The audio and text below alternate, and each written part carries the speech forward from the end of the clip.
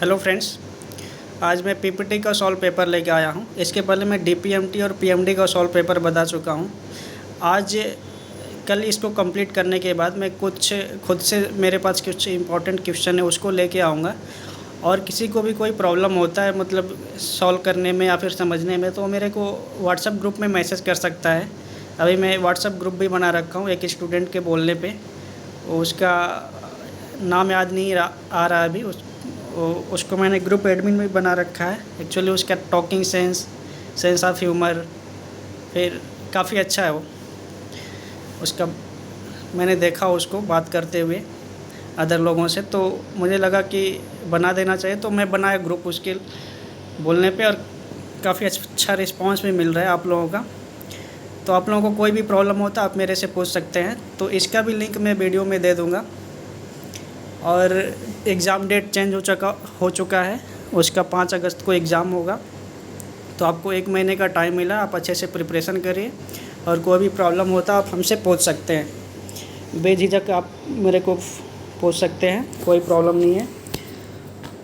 तो चलिए आज स्टार्ट करते हैं पीपीटी का सॉल्व पेपर। स्टार्टिंग में देखिए 10 क्वेश्चन आपका इंग्लिश का दिया हुआ। तो इसको आगे बढ़ते हुए मैं 11वें नंबर क्वेश्चन से स्टार्ट करता हूँ, बाद में इंग्लिश का देखेंगे। ठीक है, तो 11वां नंबर क्वेश्चन क्या है? 11वां नंबर जो आपका क्वेश्चन है, बोला what is the source of UV radiation. आज मैं उसको हिंदी में भी लेके आया हूँ, क्योंकि कुछ लोगों को इंग्लिश में प्रॉब्लम हो रही थी, तो उसको हिंदी में भी लेके आया हूँ मैं। तो what is the source of UV radiation. UV का मतलब क्या होता है? Ultraviolet rays. यूवी मतलब अल्ट्रा वायलेट रेज, रेडिएशन बोले तो रेज, किरण। ठीक है, यूवी विकिरण का स्रोत क्या है? आप हिंदी पढ़ लीजिए, यूवी विकिरण का स्रोत क्या है। तो देखिए जो यहाँ पे आंसर दिया उसने, ऑप्शन नंबर ए आंसर दिया है, ए राइट है। बट क्या है ना, हाइड्रोजन गैस डिस्चार्ज लैम्प, जो लैम्प होता है ना डिस्चार्ज लैम्प, उससे हमारा यूवी रेडिएशन निकलता है। हाइड्रोजन लैम्प हो गया, हीलियम लैम्प हो गया, तो इन सब से क्या होता है ना, यूवी रेडिएशन निकलता है। बट ये जो आंसर दिया है ये आर्टिफिशियल है। जो हमारे नेचुरल रेडिएशन निकलता है वो सूर्य की किरणें होती है ना, वो नेचुरल है आपका। सूर्य की किरणें हो गई, और भी बहुत सारे हैं जो नेचुरल। अगर उसमें ऑप्शन सूर्य की किरणें दे देता ना, सन रेज, तो ऑप्शन आपको वही लगाना होता। और ये क्या आपका आर्टिफिशियल है, मैन मेड है। तो source of UV radiation hydrogen lamp है। तो option number A right answer है आपका। क्वेश्चन नंबर 12 देखिए, क्वेश्चन नंबर 12 है, the cell in which electrical energy is converted to chemical energy is. वह सेल जिसमें बुद्धित ऊर्जा को रासायनिक ऊर्जा में परिवर्तित किया जाता है, तो वो गैल्वेनिक सेल होता है। सेल आपने देखा होगा ना, वो बैटरी में जो लगाते हैं छोटा छोटा, उसको गैल्वेनिक सेल बोलते हैं हम उसको। तो उसमें इलेक्ट्रिकल एनर्जी को केमिकल एनर्जी में कन्वर्ट किया जाता है। Option number A right answer होगा, गैल्वेनिक सेल में। नेक्स्ट क्वेश्चन है आपका, sea water can be converted into fresh water why. Sea water बोले तो समुद्री जल जो है ना, समुद्र के पानी को ताज़े पानी में परिवर्तित किया जा सकता है। तो समुद्री जल होता है उसको कैसे शुद्ध किया जाता है? आपको पता है ना कि समुद्री जल जो होता है वो पीने लायक नहीं होता, उसमें बहुत ही खारा होता है, बेस ज़्यादा होता है, उसमें बेसिक होता है। तो उसको खारे पानी को आप पी नहीं सकते, तो उसको शुद्ध करके पीना होता है। तो उसको कैसे शुद्ध किया जाता है? तो होता है ऑस्मोसिस प्रोसेस, ऑस्मोसिस के थ्रू शुद्ध किया जाता है। ऑस्मोसिस क्या होता है? ये पतली पतली झिल्लियाँ होती है, एज ए फिल्टर बोलते हैं जिसको। तो फिल्टर के थ्रू उसको हम गुजारते हैं, फिर वो शुद्ध हो जाता है। ठीक है, फ़िल्टर के थ्रू जब आप गुजारेंगे ना, तो केवल जो पानी होता है वो फ़िल्टर से बाहर निकल जाएगा, और जो उसमें अशुद्धियाँ रहेंगी वो फ़िल्टर में ही रुक जाएंगी। ठीक है, तो इसको ऑस्मोसिस प्रोसेस बोलते हैं। ऑस्मोसिस बोले तो आरओ आपने देखा होगा ना, आरओ का फुल फॉर्म क्या होता है? रिवर्स ऑस्मोसिस, उसको आरओ बोलते हैं, जो हमारे घरों में लगाया जाता है अक्सर पानी को शुद्ध करने के लिए। उसको RO इसलिए नाम दिया गया, उसका फुल फॉर्म होता है रिवर्स ऑस्मोसिस, उससे भी पानी को शुद्ध किया जाता है। बट यहाँ पे समुद्री जल को हम ऑस्मोसिस प्रोसेस से शुद्ध करते हैं। तो आपका option number A right answer होगा। नेक्स्ट क्वेश्चन है आपका, heating of rubber with sulphur is known as. Rubber को सल्फ़र के साथ गर्म करने के प्रक्रिया जो है उसको क्या कहा जाता है? सल्फ़र के साथ रबर को गर्म करने को कहा जाता है तो वल्केनाइजिंग कहा जाता है। वल्केनाइजिंग क्या होता है? जब भी हम अगर कोई रबर है तो वल्केनाइजिंग कब किया जाता है? जब रबर को और मजबूत बनाना होता है ना, तो वल्केनाइजिंग किया जाता है। वल्केनाइजिंग के बाद रबर की कैपेसिटी क्या होती है, वो पावर क्या होती है, बढ़ जाती है, और मजबूत हो जाता है। तो इसको वल्केनाइजिंग प्रोसेस बोला जाता है, रबर को जो मजबूत करने की प्रोसेस है। तो उसमें सल्फ़र मिला के उसको गर्म किया जाता है। तो option number B right answer है आपका।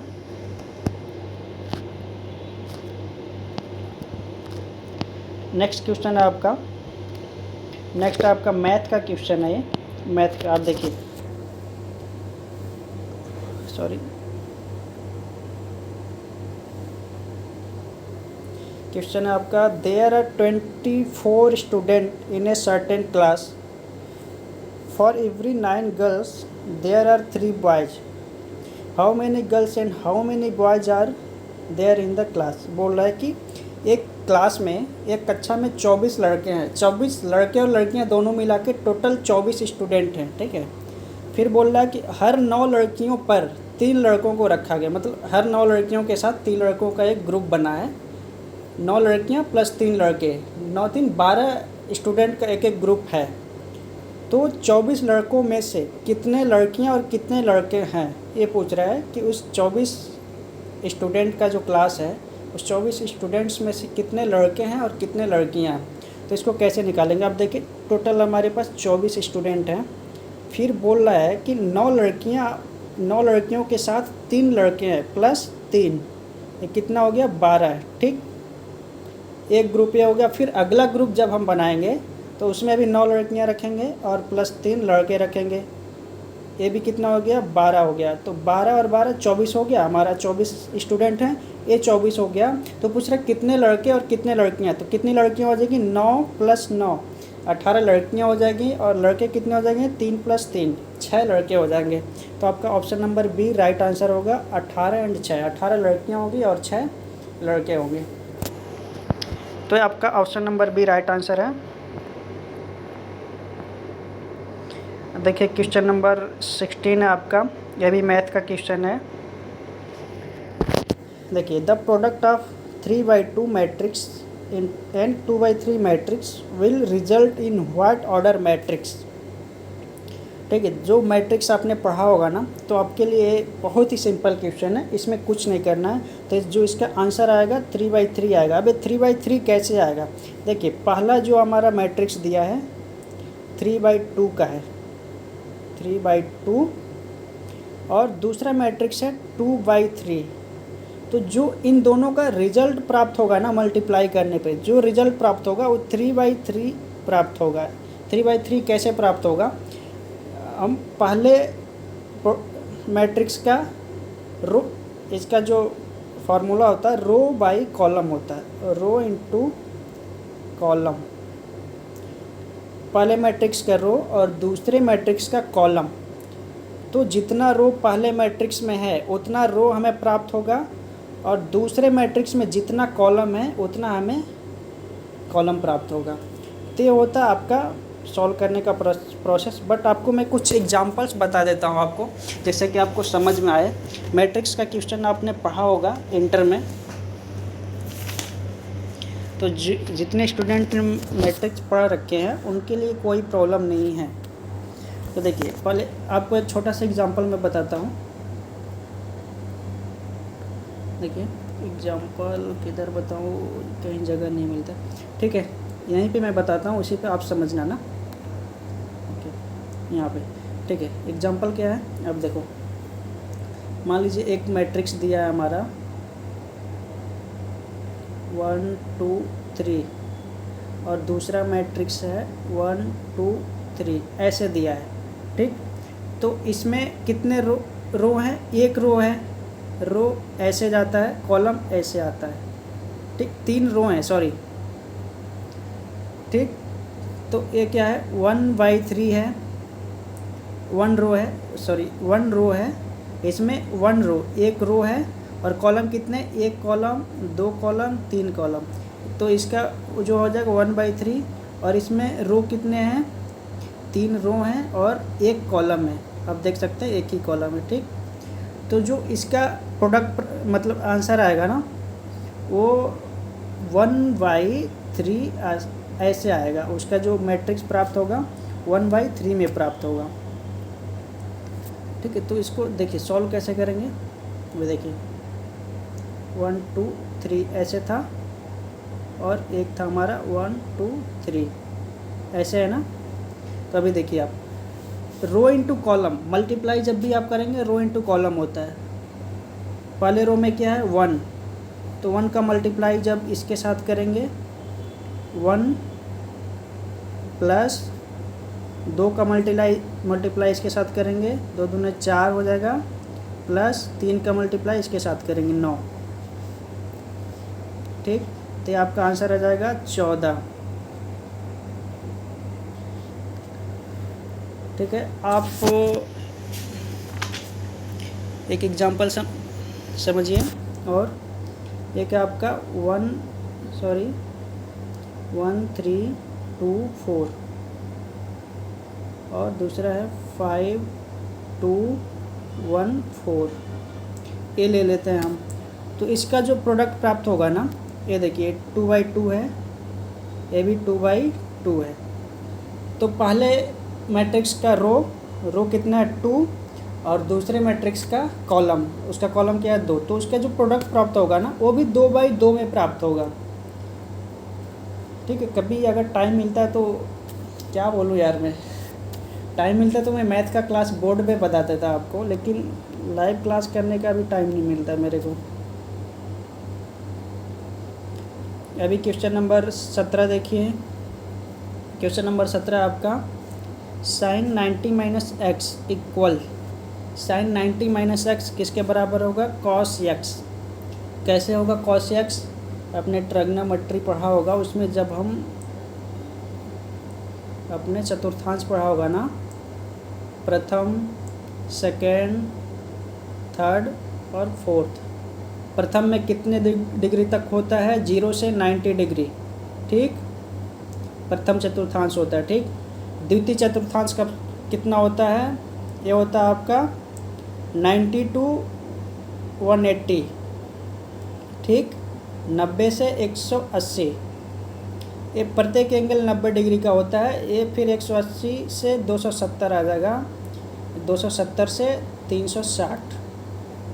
अभी देखिए इसका कन्वर्जन कैसे करते हैं। जो फर्स्ट एंगल होता है ना, सॉरी,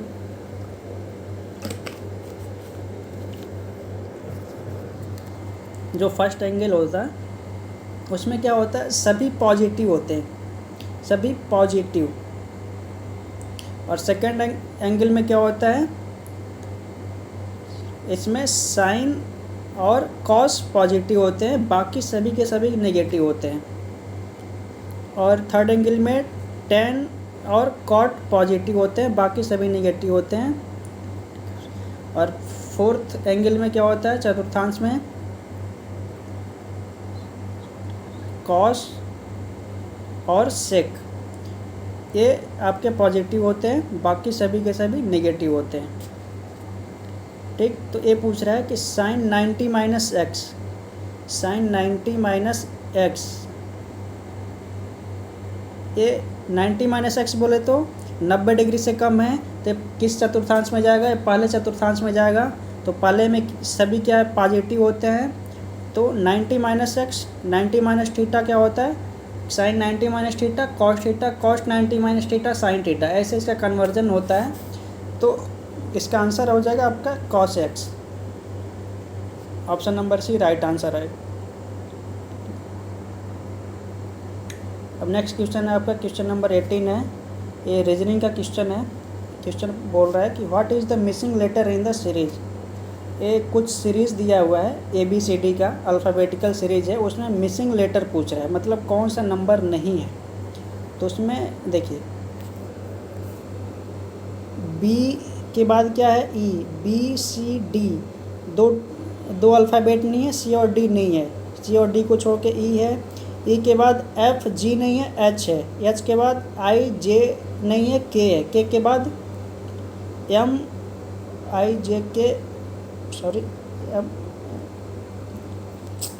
एक मिनट, ABCD, ठीक है, K के बाद L और M नहीं है, N दिया है। हर मतलब दो दो अल्फ़ाबेट का डिफरेंस किया है, तो N के बाद जब दो डिफरेंस करेंगे, N के बाद O आएगा और P आएगा, फिर इसके बाद जो अल्फ़ाबेट आएगा O रहेगा, MNOPQ आएगा ना, तो इसके जगह पे Q आपका राइट आंसर हो जाएगा। ठीक है, तो ऑप्शन नंबर ए इसका राइट आंसर है। क्वेश्चन नंबर 19 देखिए, क्वेश्चन नंबर 19 है, today is Monday, after 61 days it will be. आज सोमवार है, आज सोमवार है ना, तो अगले 61 दिन जो आएगा ना, 61 दिनों के बाद कौन सा डे रहेगा।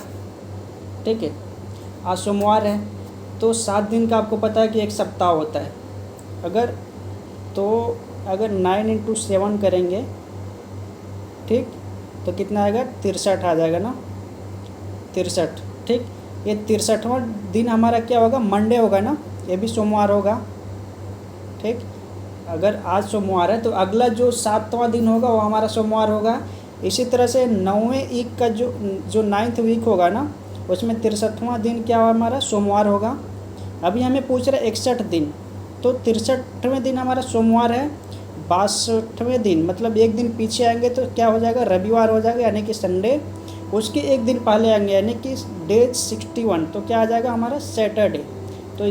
तो आपका आंसर क्या हो जाएगा, Saturday. Option number B right answer आपका।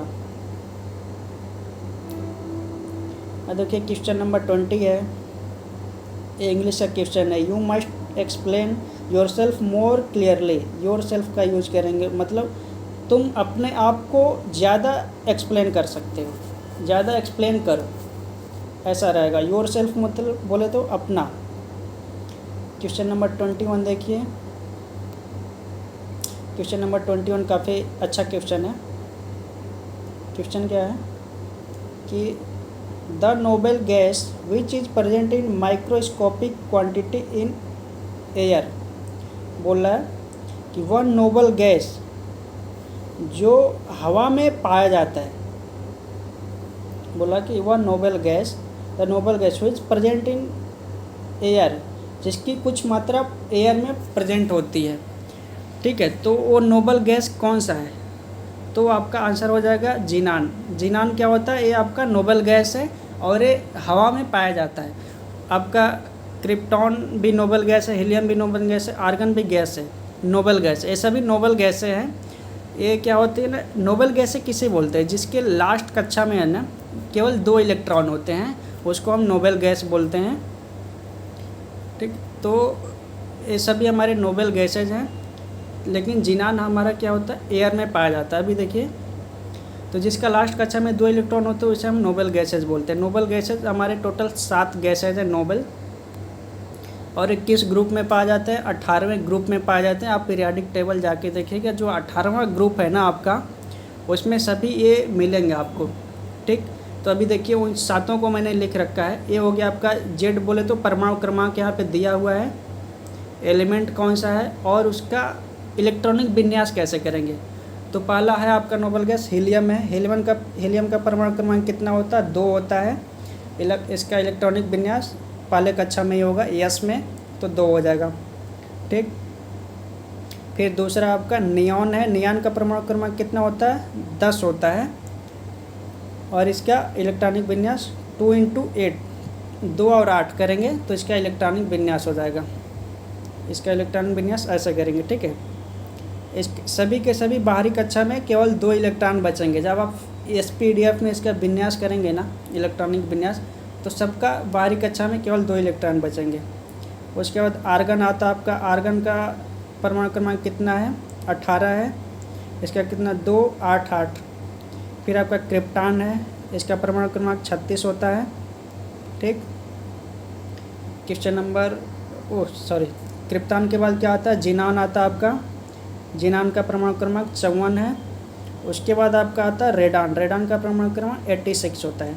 ठीक है, तो ये है आपके नोबेल गैसेज। नोबेल गैसेज की ये विशेषता होती है कि उसके बाहरी कक्षा में केवल 2 इलेक्ट्रॉन बचेंगे। तो आज मैं इतना ही क्वेश्चन करा पाऊँगा, क्योंकि बाकी का मैं अभी टाइम नहीं है। कल मैं इसको बाकी का मैं कल बता दूंगा आपको। ठीक है, मैं सबको हिंदी में कर लिया हूँ, तो जिसको भी प्रॉब्लम होता आप हिंदी देख के इसका पढ़ सकते हैं। अगर फिर भी समझ में नहीं आता आप मुझे मैसेज करिए, मैं आपको बताऊंगा। और सारे वीडियोज़ का लिंक कैसे अप्लाई करेंगे, अभी आप 31 जुलाई तक ऑनलाइन अप्लाई कर सकते हैं एग्ज़ाम के लिए। ठीक है, तो जिन्होंने भी अभी अप्लाई नहीं किया वो आप लोग अप्लाई कर दें और आप अच्छे से पढ़ाई करिए। और लास्ट 1 वीक से मैं बहुत ही बिजी था, जैसा कि आपको पता है कि लास्ट वीडियो आने के बाद मैं आज वीडियो लेके आ रहा हूँ। शायद आपको पता होगा कि एक्चुअली मैं ऑफिशियल काम से बिजी था। तो अगर क्या होता है ना, सीमेंट आया था ट्रेन से, जो आते हैं ना मालगाड़ियों से जब मटेरियल आता है ना, तो उसको कैसे रिलीज़ कराते हैं, क्या क्या उसका प्रोसेस होता है। अगर कभी टाइम मिलेगा तो मैं आपको बताऊंगा। एक्चुअली उसी काम में मैं बिजी था। मेरे वहाँ ऑफ कंपनी के लिए सीमेंट आया था 1500 टन। मालगाड़ी से आया था राजस्थान से। तो कानपुर में भीमसेन स्टेशन है, जो कानपुर या लखनऊ के होंगे ना उनको पता होगा भीमसेन स्टेशन। तो हम लोगों ने पहले उसको भीमसेन स्टेशन के लिए बुकिंग कराया था, बट बाद में ट्रांसपोर्टर से बात हुआ तो उसने बताया कि रोड ख़राब है। फिर वहाँ से रेलवे स्टेशन से यहाँ तक प्लांट तक लाने में ना काफ़ी प्रॉब्लम होगा। तो उसके लिए फिर हम लोग भीमसेन स्टेशन गए, वहाँ पे लेटर वगैरह लिखा, फिर उसको ट्रांसफ़र कराया घंटाघर जो स्टेशन है ना आपका सेंट्रल, वहाँ पे ट्रांसफ़र कराने के लिए काफ़ी प्रोसेस करना पड़ा, लेटर लिखना पड़ा, कई बार बात करना पड़ा। फिर दूसरे दिन फिर भीमसेन से होने के बाद फिर हमें जाना पड़ा घंटाघर स्टेशन पे भी वही प्रोसेस, वहाँ पे फिर दूसरा लेटर लिखना पड़ा और डॉक्यूमेंट भी काफ़ी सारे लगते हैं।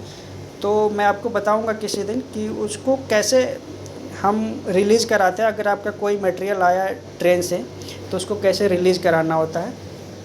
और आपको ये भी बताऊंगा कि मालगाड़ियों का ट्रैकिंग कैसे करते हैं। जैसे आप अपने पैसेंजर ट्रेन का ट्रैकिंग करते हो ना PNR नंबर डाल के, तो उसको ट्रैकिंग कैसे करते हैं उसको मैं बताऊंगा आपको।